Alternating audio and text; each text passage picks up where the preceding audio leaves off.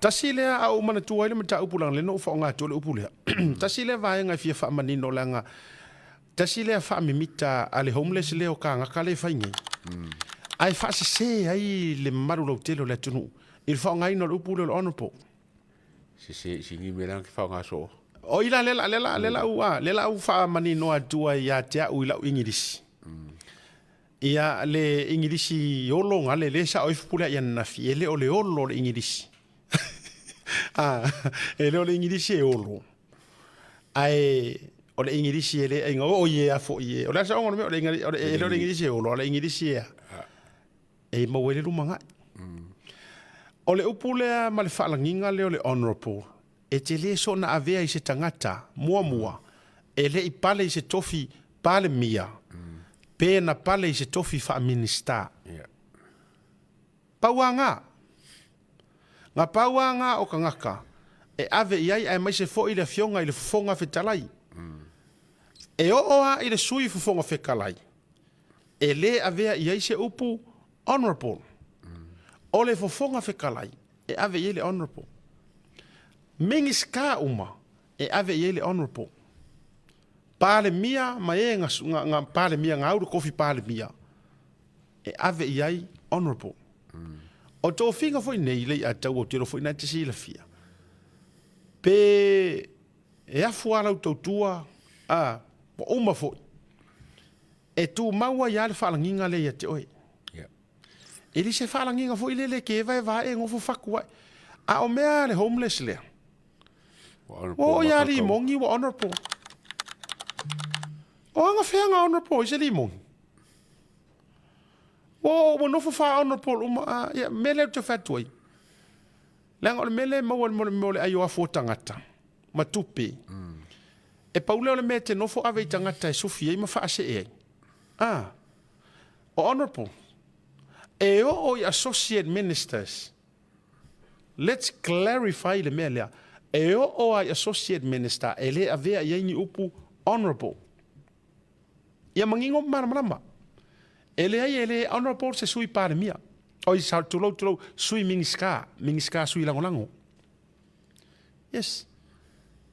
Ele ma fainka ko falangia honorable si tangata se ivanga nga e ke pare mia. Pesa e pare mia. Fonga fekalai. Ma minister. Awanga. Ia fa mangingo ma marama le fa mangingo. Ai mere ia ele or kau fa vale lo kai pe or mere le fai o aver kai sili.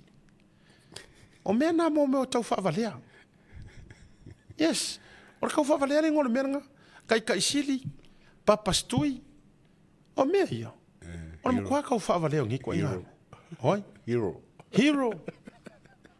Ai ka ko ia. Ia le na, ia fa mani noi.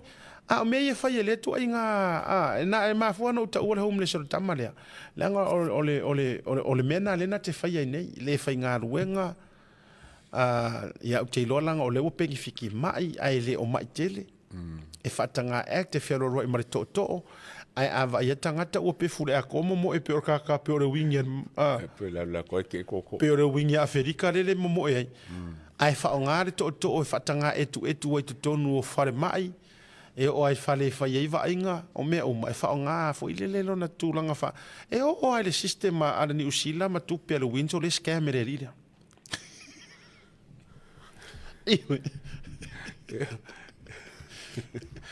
Io wala ngal scam nga pa la pengi fiki mai ale no vai tu le news le si tinale le fia ele me na ua na ua ave le winzo le tu la phone work and income e me o tupe fo inai wa overpaid ai fa mai soro mara ai uma enga life no fonga to soro fada fo inga for ko rua wa e mau tino e so le ala na le lo to fa toile a taua o le ase tato su e le lilia io la tato su ina po le a fo ile to inga benefit le o la ile lilia io e mau tino le o sawalu i o le solo sick fara o te langona. O a matu ai ngā pengifiki mai, pengifiki le whai ngā ruenga, o lea wai wasikaki le leia, wai so se skema e makua le leilanga, so e ngā mea. Oa o malava ni vaenga e mau ai ni fisosoani tau le wins. Te lo le ka aro le ula lea. Ioi. O le pengi fiki mai. O le pengi fiki wa ese ale mai ho ngale a ese lo disability. E mau ki ngoa le alu le disability benefit. Kama fo ile le lewa e wheelchair ko e pushchair.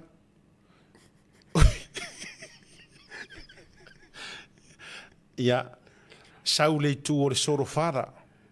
Mauti noa o lo fatu e fo ile lo po wa ru fa sorofara. Se ia ru mai ka so suenga le lo pete o sorofara.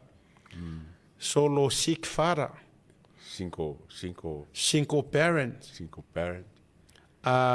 Homeless parent. O le no shelter. Mana nga ye umame hop so ke ro ele wins ola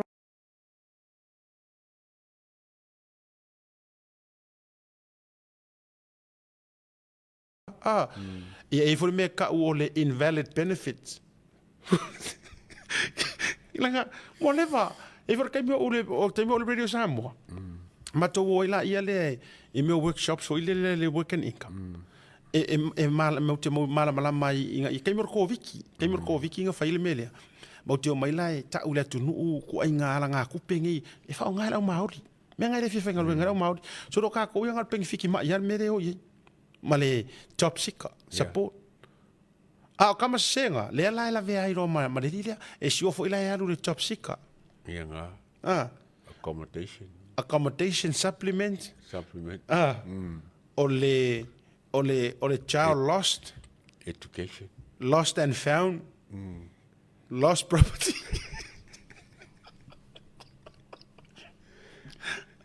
O le student loan. O mame o mai. Ke ro le fai le o lai ngai New Zealand. Ia kama fo ile le fo ile mele le kele nga e ruma ye fa ka waisau me ai pe fa ka kadi le fo ile mele. Le mai u ka vale. What do you call that? Le kele fo nga e ru mai ka sanga ye pe mo mai voucher. La fo ngol me nga le nga food voucher. Food stamp ola food stamp Asa Foundation.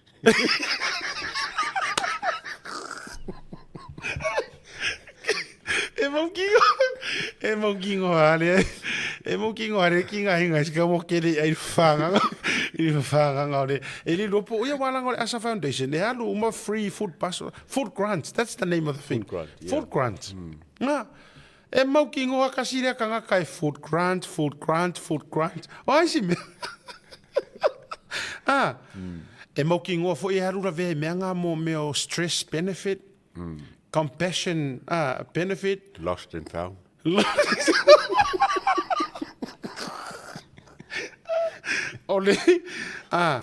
Ole emotional breakdown, mental health benefit, early dementia benefit, Alzheimer's benefit,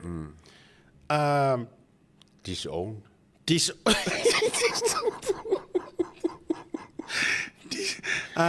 Devalue benefit o le fa ke le wala ngo mau pengifiki mau pengifiki ese mau ki ngo le ka ro le ula le kama ye wo uma pengifiki ese la o la ke mingi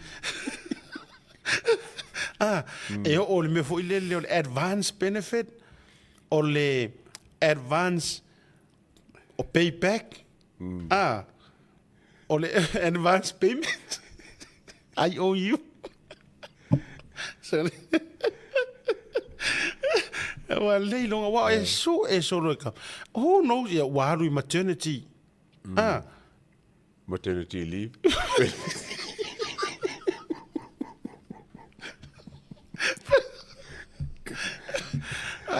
Engango foi ya. Vak foi e aru e siwala aru e o mo meo ongi fans foi mo studio funds o sa la wa kama fie fai kusi nga mo meo o le fainga o me mo wifi funds applications e shua fa pe mai I need 10 cameras application Mon ko e vai me anga de winse. Ole to start a business. Le ma wailau ten kei ngai kango e fa ile a makasi pisingis. Mau ki ngo le wo fa la ngare ngofo mo laptop fa pia. Ha ngar ngofo mo kara. Pa waro ka kara ngo laptop fa mai au. Hi producer. Ke ro la kala. E mo ki ngo ngi fo yo aru claim se missing person benefit. Ya. Ona inisio vai ngore tatua. Ya, ko inga ka pengo fa kule tatua. Tau te tali e.